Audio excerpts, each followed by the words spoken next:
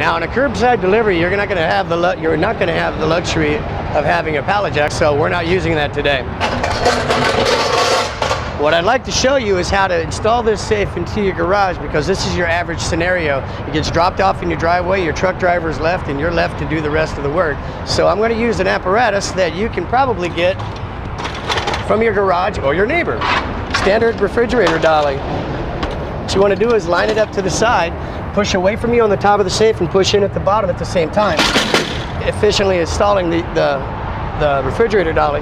Then what you want to do is come to the other side. You don't want to push from the center, you want to push from the top.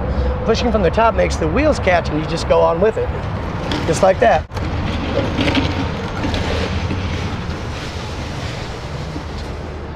Now, that is really just about as easy as it gets.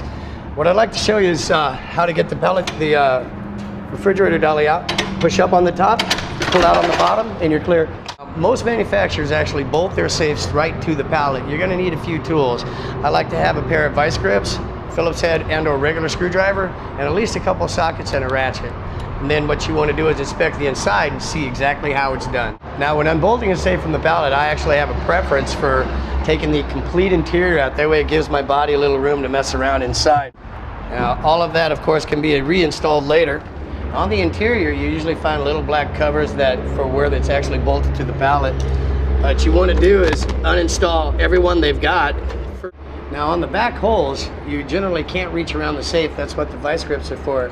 From the inside, loosen your screw just a little bit, go to the back, go ahead and grab the nut, come back to the inside and start unscrewing it. When you hear the vice grips hit, you're done. Now, this little tidbit I'm about to show you now, just in case you want to jump ahead, is it is a very big no-no. A lot of safes they don't stop at 90 degrees, they go full 180 degrees. So that means they have an exterior hinge. So if you pull down like so, and this hits, it's gonna pop your door off and the safe's gonna fall on its face. But doing this in any way, shape, or form is actually a very big no-no. Someone can get hurt. I'd like to show you one of the many methods of getting a safe off a pallet. One of my favorites is off the side. All of them will have where there's a gap in the pallet. You simply put a crowbar in there, pull back, and insert a roller bar. What I've got here is a piece of 3/4 inch PVC, Schedule 40. You don't need anything more sophisticated than that. Drop it back about 5 or 6 inches and gently bring the unit back down. Go to the other side. Just give a push.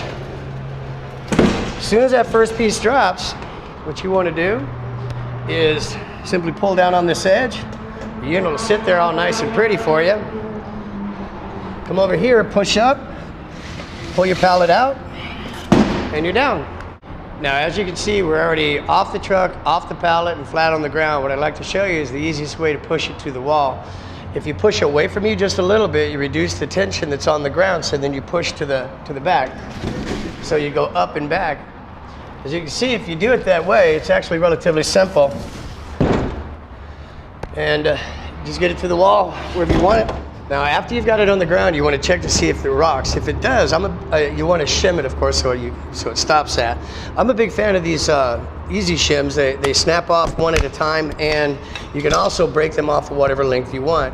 Simply push the unit back till you got it square. Then you want to insert this down there like that, and that just stops all the rattle altogether, or the wobble. And it's just that easy.